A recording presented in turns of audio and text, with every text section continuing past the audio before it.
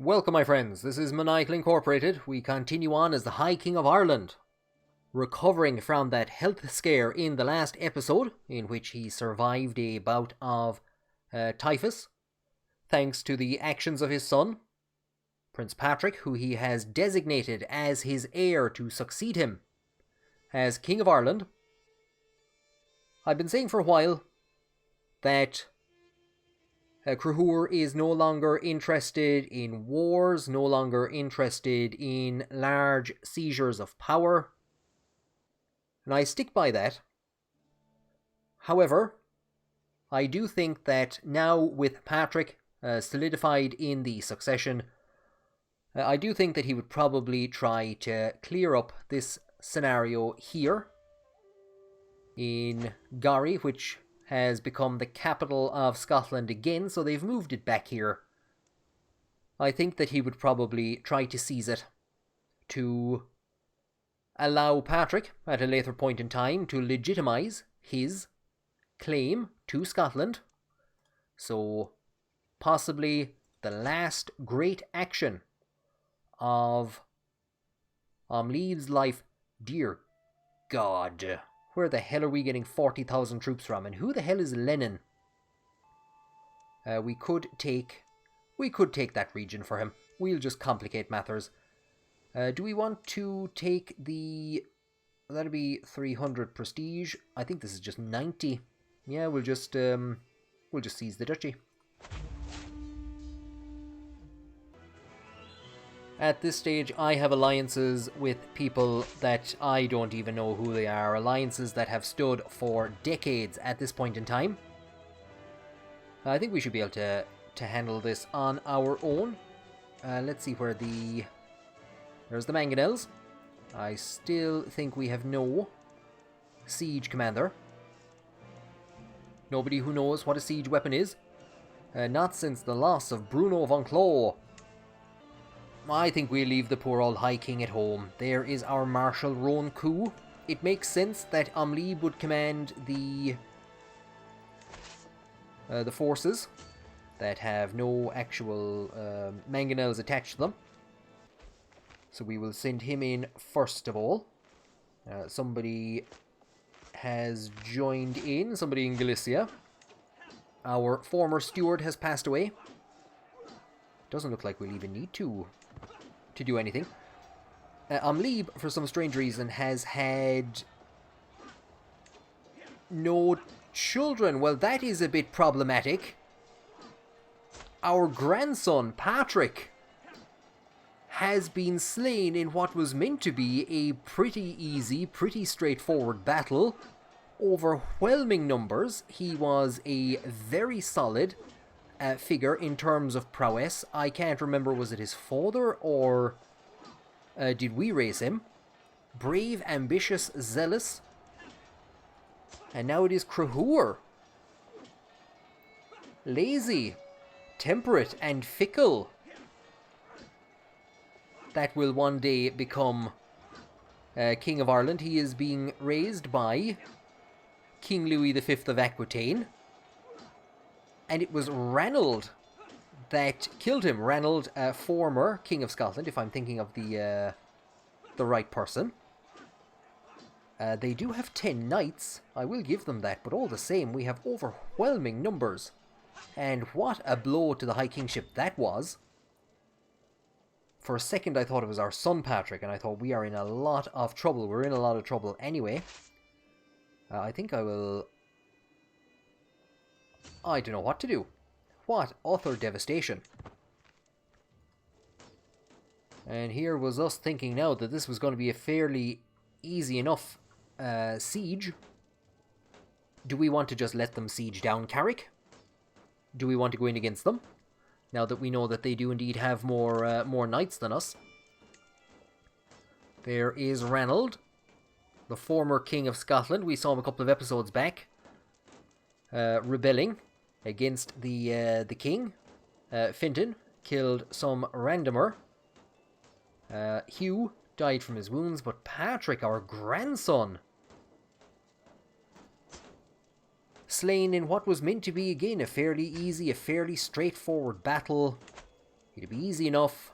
We'll just send these guys in, wipe out the army. Probably 4 times as many troops as they had. And again, we've destabilized matters somewhat. Our nephew wishes to pay homage. What a point in time he has chosen. And there is an angry looking man. I wait patiently on the throne for his arrival. Kneels in deference. The oaths are taken. In Anglic and Brythonic. He doesn't seem to have any problem with the oaths, however. So we gain 6 court grandeur, 150 prestige, some gold, and some renown. Some other alliance has expired because somebody's dead. Oh lord. So here is our granddaughter, Uladh. We'll get her back to court. That is Murdoch's daughter. Oh lord.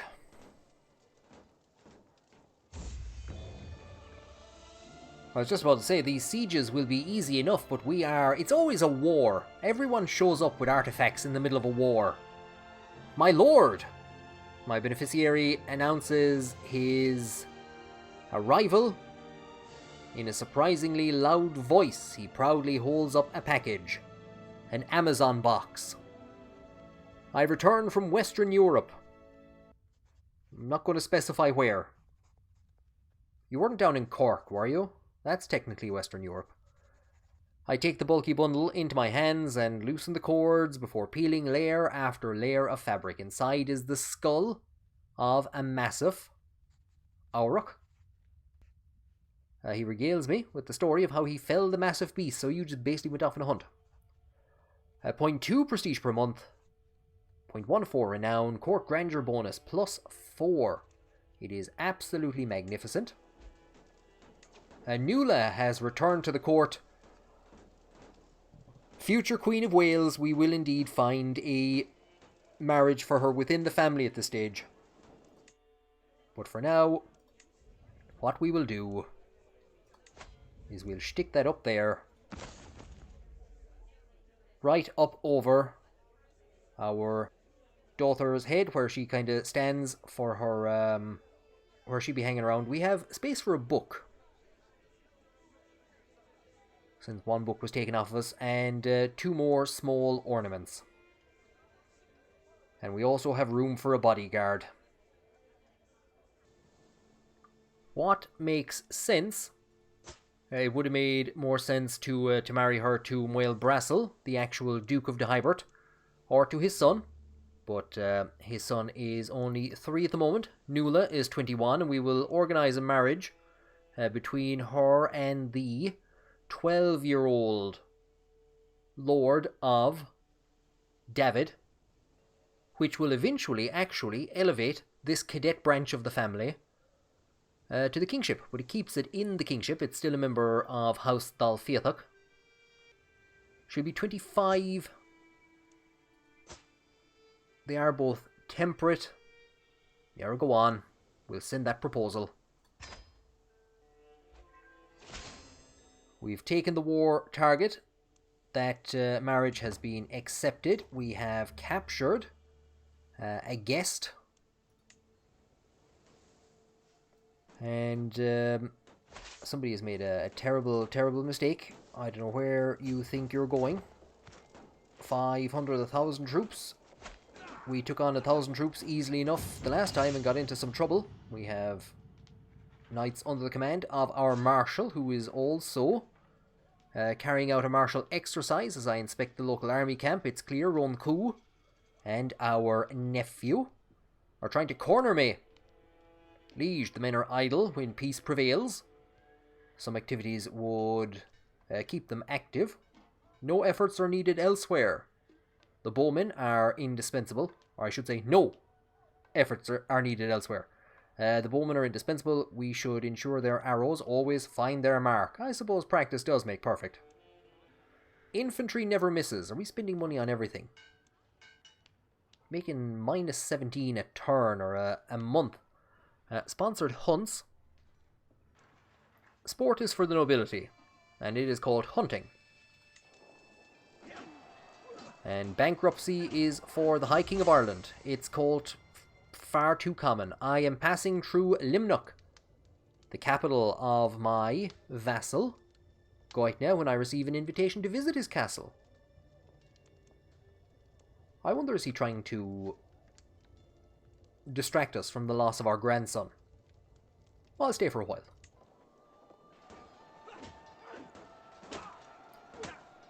So no members of the family killed this time around. Patrick, of course, is wandering around in one of the armies. And we're going to get a couple of pop-ups here now about this. I'll just tidy the books up. We can do that because we have the scholar trait. So, yes, there's a chance that we will succeed or not succeed. And no immediate effects if I just tidy these books up. Sure. Bound books, loose documents, decorated spines. After a lot of reshuffling, there is finally some semblance of order in Duke Uí Néill's collection of Dune books. I think I can help with the dining hall, stewardship challenge, diplomacy challenge. Are they both the exact same? 62, 63. Go on, the chest of gold is very unguarded. I did realise that considering this is actually our county, we might want to send the forces down in this direction to not allow it to be sieged. That might be an idea. As I explain the risks of keeping a chest of gold out in the open, Uí Néill's eyes widen in realization. Oh, of course it shouldn't be there. Thank you, High King Crahur. That's it. Use my proper title. So, yeah, we might as well go and do the dining hall. Why not?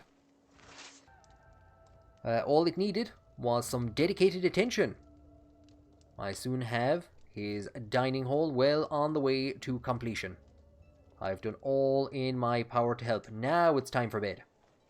2 massive wars have occurred in the length of time that it's taken to get his castle sorted out. We'll send a lot of them in and hope that we don't get another pop-up about Patrick. As I hear him, he's muttering to himself, he's great, the castle is like new. After a quick goodbye, I am soon back on the road home again. Plus 20 opinion. We have seen him lose that, or leave that, that faction. I don't know if we have anybody else that we need to impress, however, so we might just, you know what, we'll just end that sway scheme. We'll just end that sway scheme and call it there.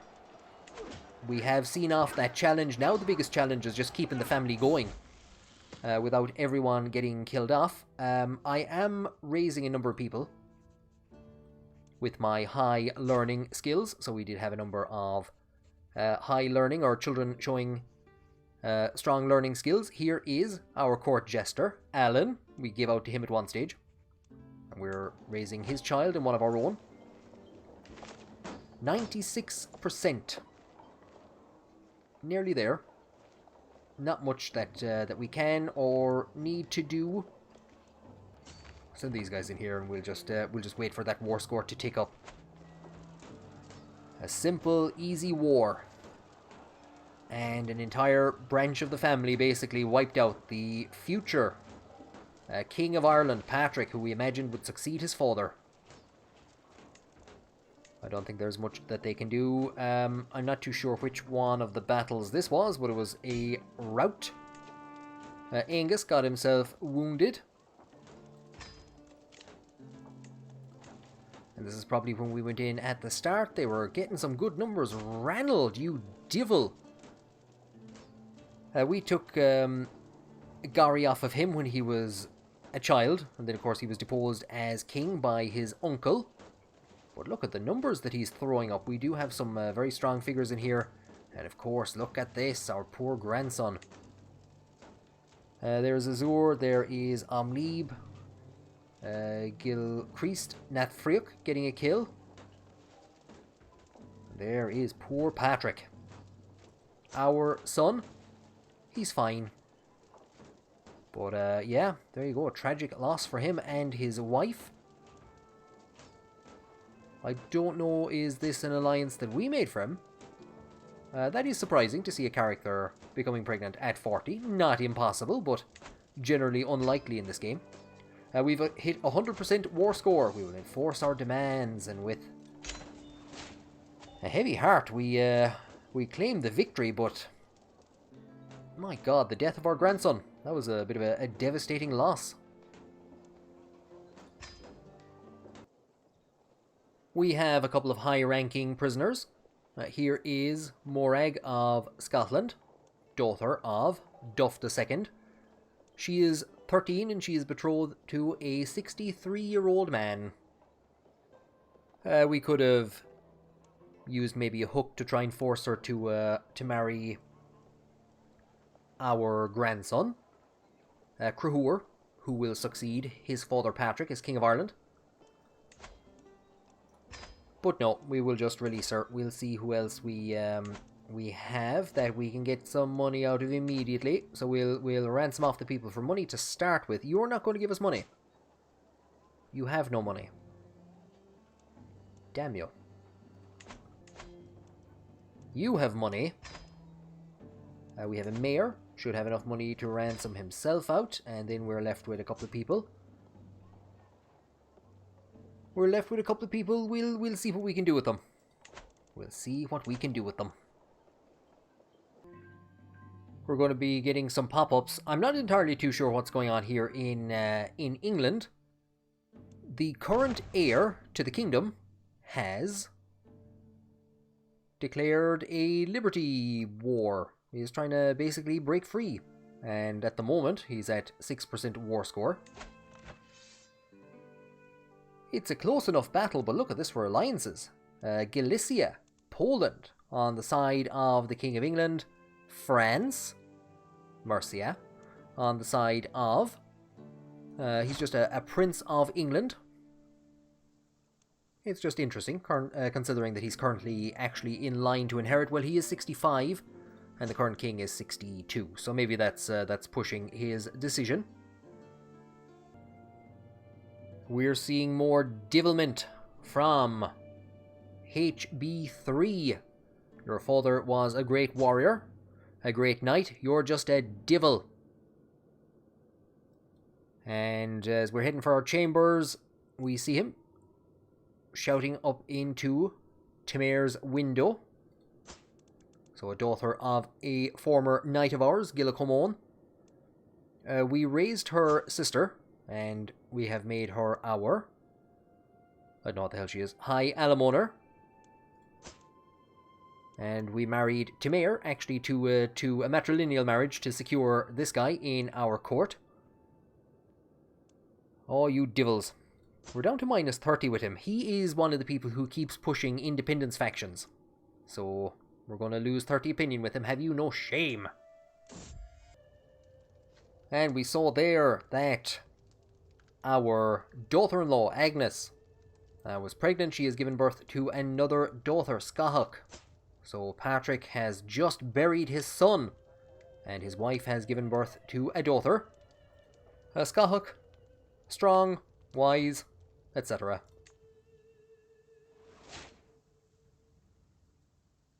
Oh, the devil.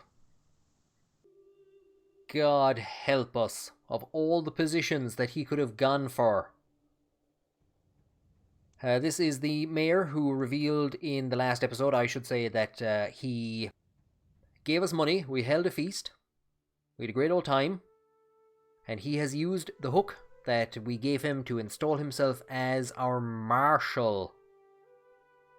He's useless at everything. He is stone useless at everything. I suppose it is good that this is happening now when we hopefully aren't going to be in the most militant of mindsets. I'm not too sure which of his children, or is it all of his children, were revealed to not be his. We were given a secret about him. Have we maybe chosen not to reveal it or anything, but we were told that there was some shenanigans going on.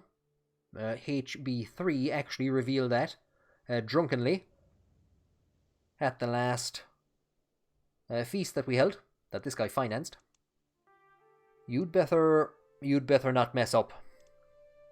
I have an executioner willing to show you the mercy of Jesus if you do. Something I have been trying to do there for the last few minutes is hire some knights, but we keep getting pop-ups. We will send out the Herald to replace poor Patrick, basically. Get some good knights into the army. Anyone that we can ransom out for money has been released. These two will accept weak hooks. Here is a countess. She has 1 gold. We can wait until she can get up to 50 gold. Let's see who she is. She's our prisoner. She's our cousin. And she's our sister-in-law. And here is Duke Gospatrick of Lothian. A good friend of the family, if I'm thinking of the right person. There's a couple of Gospatricks now at this stage. A near and dear friend.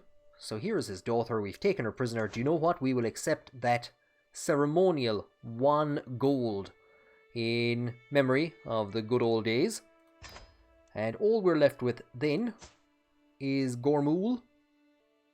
We could ransom her out. We won't actually get any money. What I might do, in case we find any good knights who we can offer matrilineal marriages to. She is a bastard child of Kovla. I don't know if this is a... There's a couple of earls in the family. Fife. What else do we have? The Isles. An interesting character. We will negotiate her release. And recruit her to court. And just because I've managed to do it this time, here is our prestige. I was trying to do this at the end of the last episode. 15,000 is what we need to hit. We're 13,000 off. It's going to take us 1,000 months. Just under 1,000 months. What's that, like 2 years? 3 years? I don't know. And piety is going a bit better. We're halfway there. Quite literally living on a prayer. So I think that's going to be the High King's main focus. And again, devoting himself to God, questioning his actions. He had stayed away from warfare there for a while.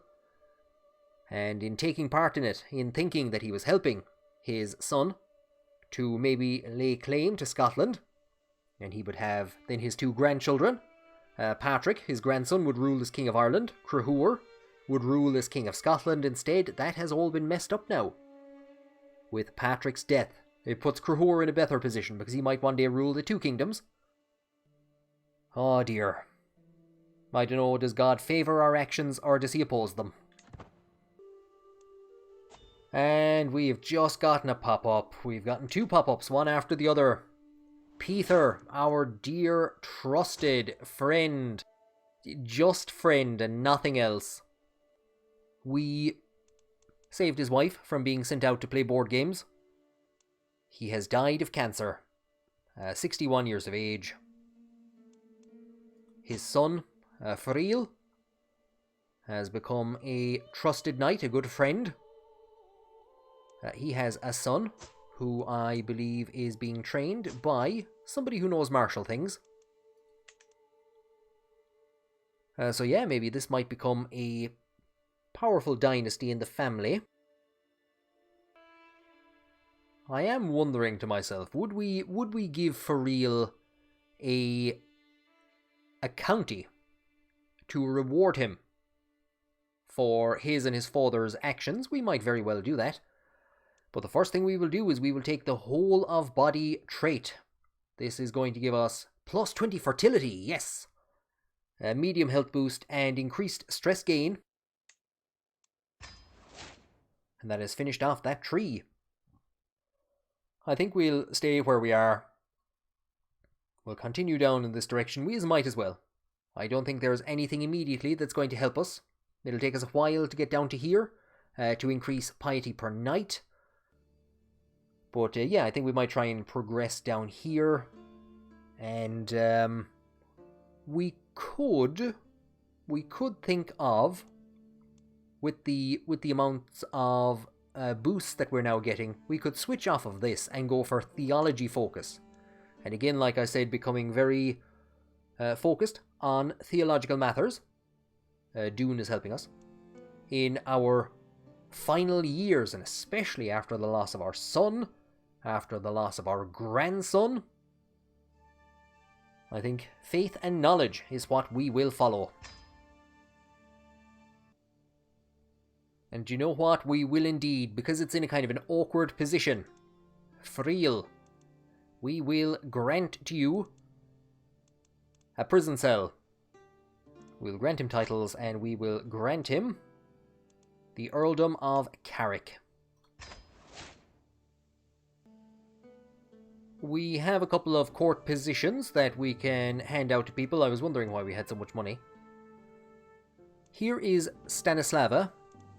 I think we recruited her because of her very high intrigue, married her off to Alan, our jester. And we're being told that she will make a good seneschal. So we will appoint her to that position. I did just appoint somebody else to somewhere in the court. I think it was Court Tutor. So we have given that to a Gilcreased. So we had a couple of vacancies of recent. And we could, of course, appoint some bodyguards.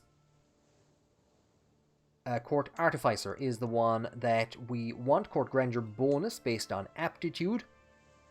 So, Ernios, after coming back with a skull, the ugly devil, he's homely. He's an adventurer.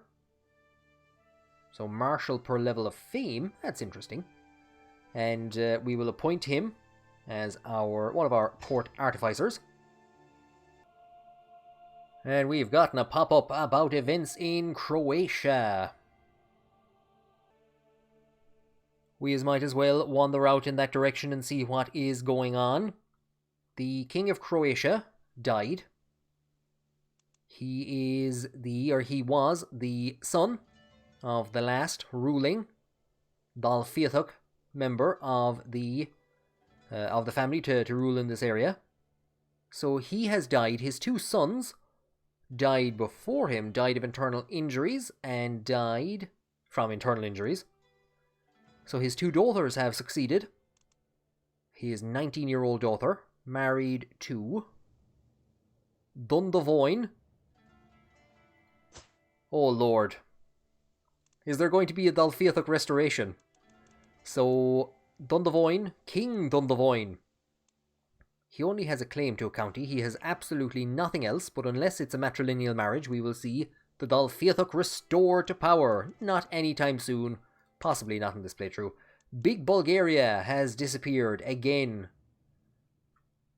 So, the Byzantine Empire collapsed. Then we had Big Bulgaria, and now Thessalonica. So good they named it twice.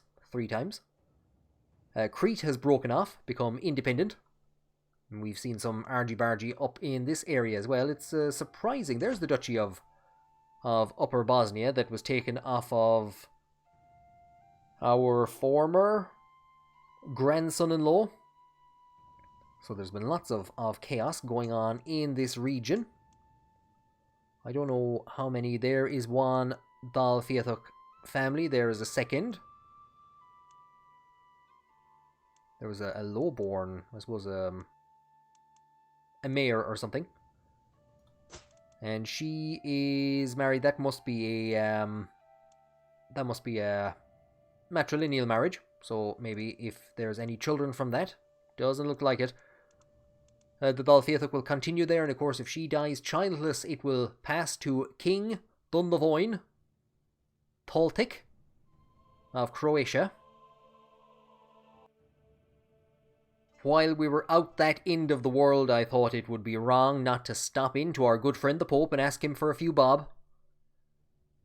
Is this asking for money all the time and getting money all the time off the Pope, is this kind of considered game breaking sometimes? Do people do this? I have no idea what the convention is here. This is my first time playing as a Catholic ruler who can call in money from the Pope whenever he wants. Is this the done thing? Do other people do this in their playthroughs? Or is it a bit kind of... I won't say silly, but... do you find it makes the game too easy if you're continuously getting money from the Pope? We will thank Math Plays for our 403 gold, and realistically I have no idea what we're going to do with it. Ulster is pretty much built to the hilt. There isn't anything that we can actually do there, because we are waiting for the next level of economic buildings to be unlocked with the windmill innovation. That's going to be 4 years away. We haven't seen any development in Mayo or in any part of Connacht, and we have wetlands. The wetland farms, where we farm turf. We plant turf seeds and they grow into turf trees, and then we cut down the trees and burn them. So we're going to upgrade. This is going to increase the tax and decrease the building construction time. We will upgrade that. Now, I haven't done anything with the culture in this playthrough. I was thinking about doing it in a different playthrough. Am I disappointed that I didn't spread the culture and maybe create a divergent culture, or a hybrid culture I should say, when considering we've controlled Wales so much? Maybe. But I was mostly looking at this to play the royal court and to get the court positions. We could try and institute wetlanders. It's going to take 13 years. It would be of benefit to Patrick, because Patrick is going to control Connacht. I wasn't thinking that this would happen. I thought we'd have so many sons that one of them would get Ulster and one of them would get Connacht, but so that's not gonna happen. It'll take a bit of time now to get that in place. I think we'll leave it for today, but wetlands, of course, makes a lot of sense. Wetlands makes a lot of sense in Ireland.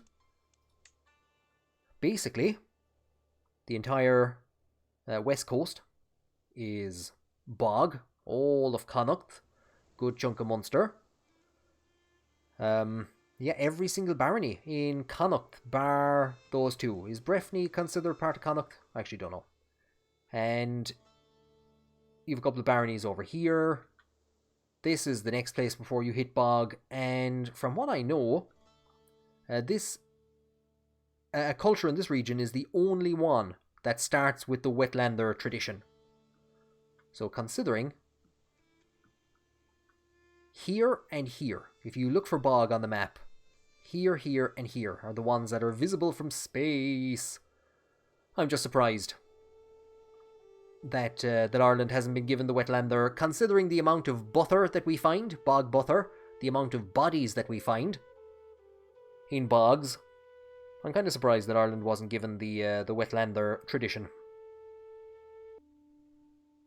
Now, we could get away with this without spending money, like I said, by kind of cheating and marrying him off matrilinearly to somebody. But you know what? Seems though we have the money.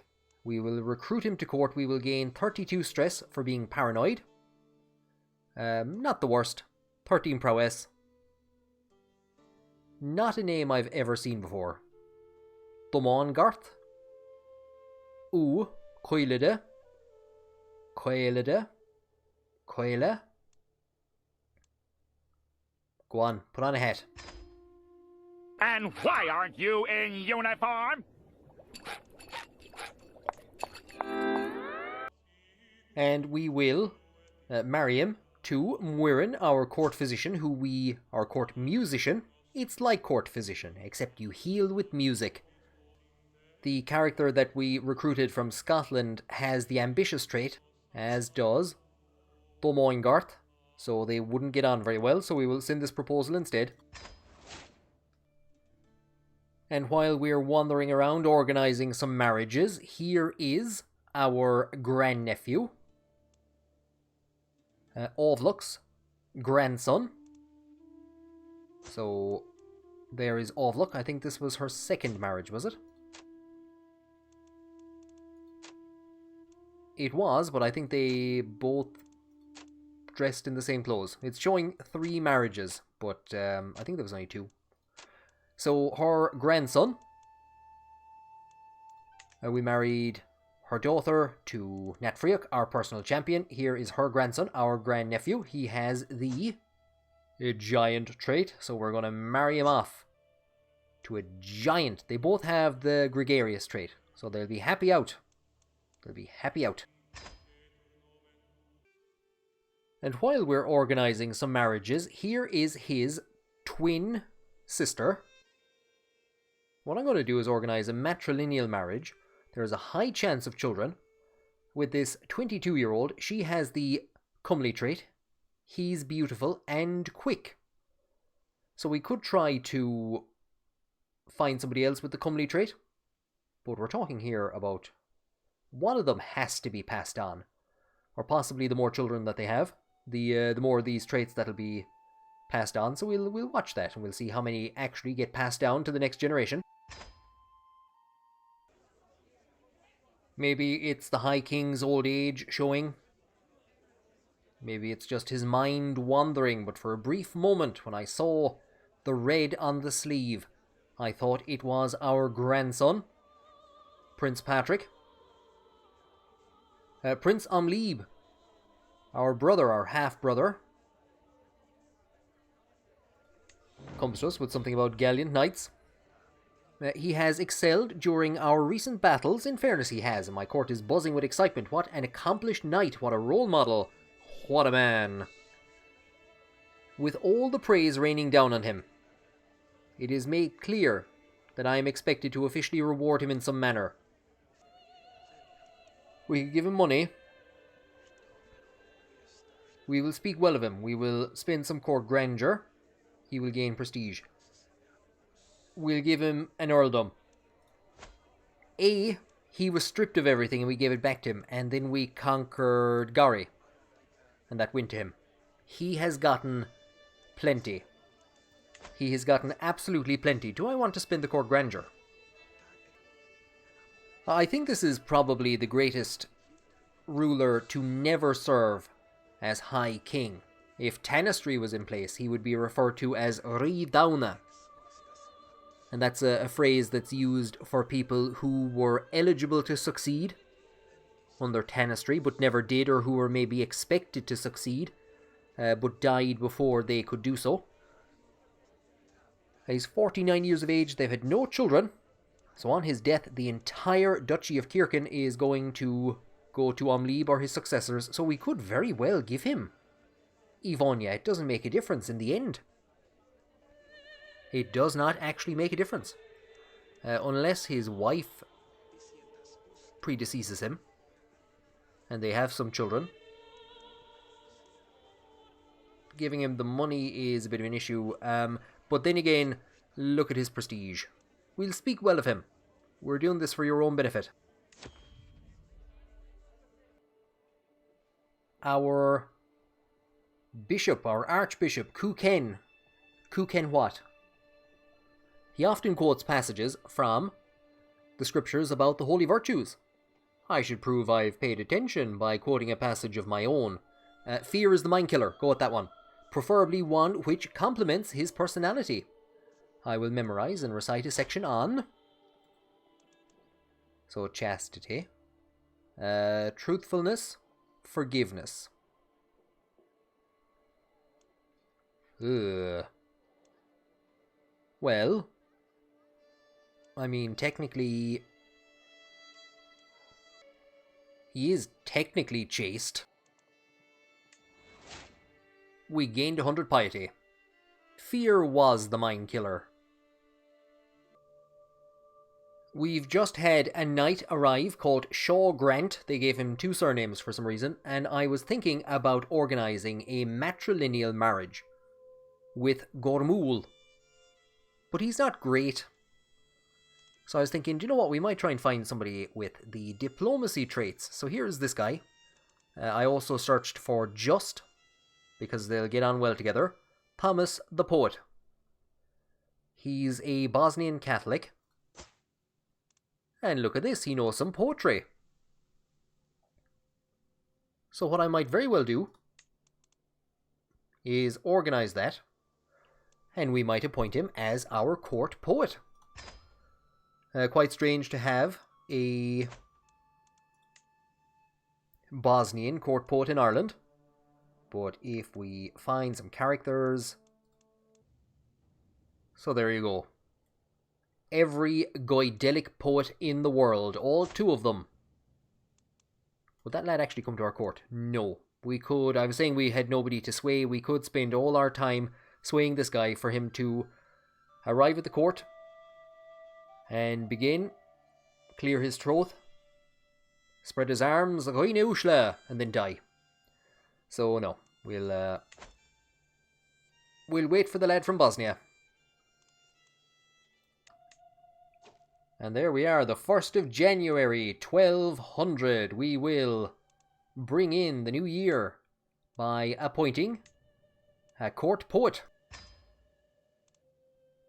I wonder what type of poetry he is going to perform for us. I'm not too sure what's happened in England, but that war has been lost. Doesn't look like anyone has become independent. And there is a new successor. Another branch of the Godwin dynasty.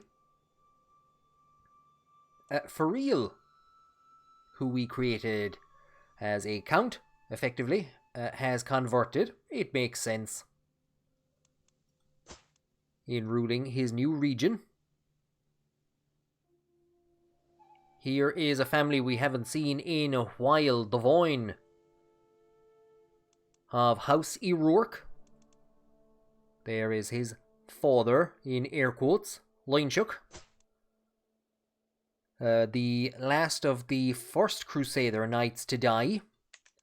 And now all that is left is one sister.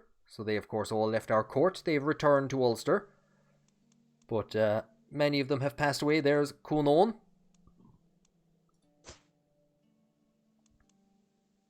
So died in 1184.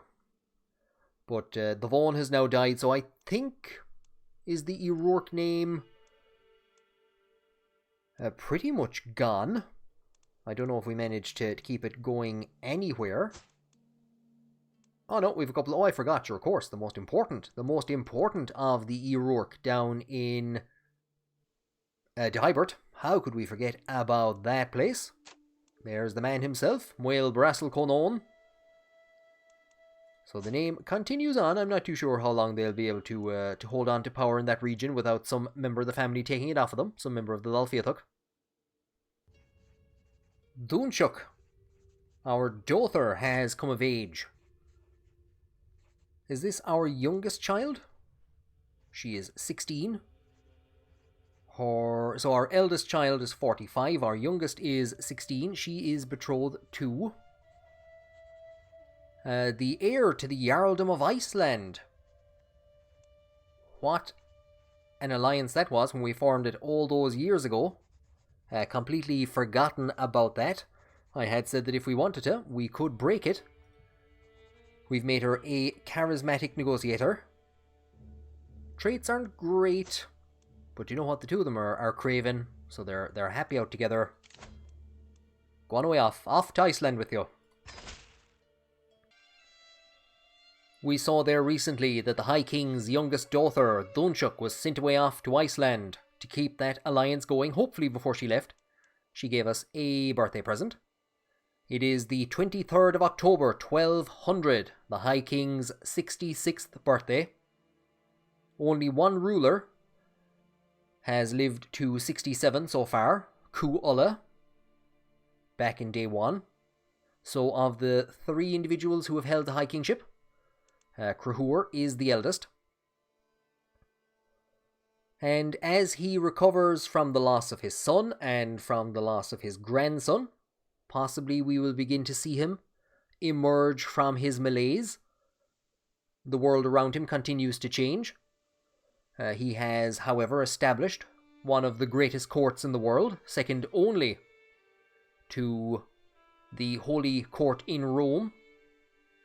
He is a highly respected devout figure. He has led the dynasty to greatness. And we might possibly see him becoming more warlike as he seeks to solidify his legacy. Thank you for joining me on this episode, and I hope you will join me on the next one as we try and secure his position as the oldest ruler that we've played as so far, and as we try and continue to increase his devotion